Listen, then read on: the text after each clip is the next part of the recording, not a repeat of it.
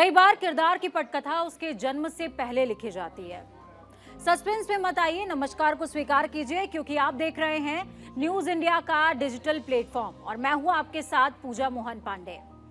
शुरुआत करें उससे पहले समझिए कि आधी आबादी के गौरव गान की सीरीज यानी कि नारी शक्ति में आज हम आपको बताएंगे, बात करेंगे एक ऐसे व्यक्तित्व की जिनका नाम लेते ही देश की प्रमुख नदियों में से एक नर्मदा नदी का नाम सबसे पहले जहन में आ जाता है।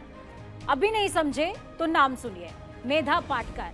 मेधा पाटकर जिन्होंने लोगों की भलाई के लिए, उनकी अथक सेवाओं के लिए कई पुरस्कारों से उनको सम्मानित किया गया। पाटकर का जन्म 1 दिसंबर 1954 को एक स्वतंत्रता सेनानी और मजदूर यूनियन के नेता वसंत खनलोलकर के और इंदुमती के घर हुआ। उनके पिता ने भारतीय स्वतंत्रता आंदोलन में भाग लिया और उनकी मां ने स्वाधार और एक संगठन के लिए काम किया जो आर्थिक रूप से कमजोर महिलाओं का समर्थन किया करता था। मेधा पाटकर ने माता पिता से प्रेरित होकर बहुत छोटी सी उम्र में अपना समय समाज सेवा के लिए समर्पित कर दिया। मेधा पाटकर ने मुंबई के मलिन बस्तियों में स्वैच्छिक संगठनों के लिए काम करके अपने करियर की शुरुआत करी। 5 साल तक अलग अलग संगठनों में काम करने के बाद उन्होंने गुजरात के जनजातीय जिलों के कल्याण के लिए 3 साल तक काम करना शुरू किया। मेधा पाटकर ने मुंबई के मलिन बस्तियों में काम किया था, स्वैच्छिक संगठनों के लिए काम किया था और यहीं से उनका आगाज हुआ।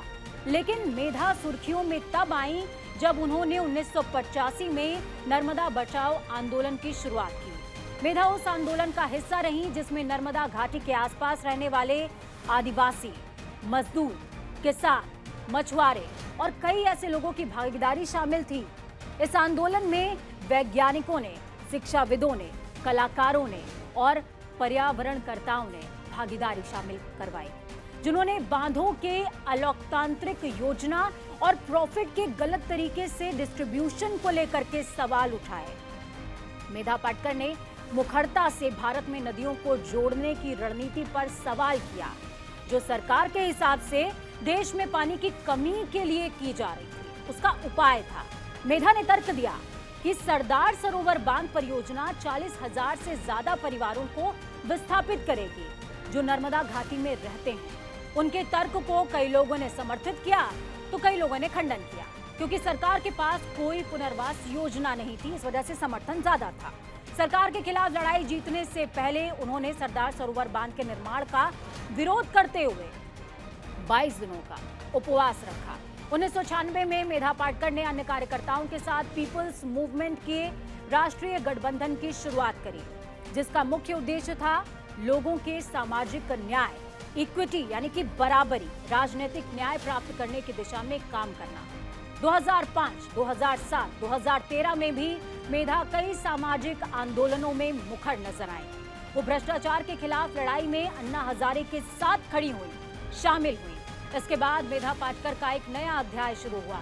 जनवरी 2014 में अरविंद केजरीवाल के नेतृत्व वाली पार्टी यानी कि आम आदमी पार्टी में शामिल होकर राजनीति में कदम रखा और उत्तर पूर्व मुंबई निर्वाचन क्षेत्र में करीबन 8.9% वोट हासिल किया, हार गए। लोकसभा चुनाव हारी थी वो। 28 मार्च 2015 को उन्होंने डिसाइड किया कि अब वो पार्टी छोड़ देंगी, सियासत छोड़ देंगी।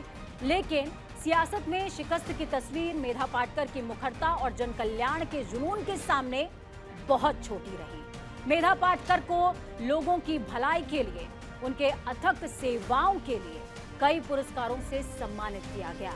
तो देखा आपने, कहते हैं लहरों से डर करके नौका पार नहीं होती और कोशिश करने वाले की कभी हार नहीं होती। और मेधा पाटकर का जीवन इस बात का प्रतीक है कि किस तरीके से मेधा पाटकर ने नर्मदा के लिए लड़ाई लड़ते लड़ते अपना जीवन नर्मदा के लिए समर्पित कर दिया। तो ऐसी एक्सक्लूसिव जानकारी के लिए आप देखते रहिए न्यूज इंडिया का डिजिटल प्लेटफॉर्म।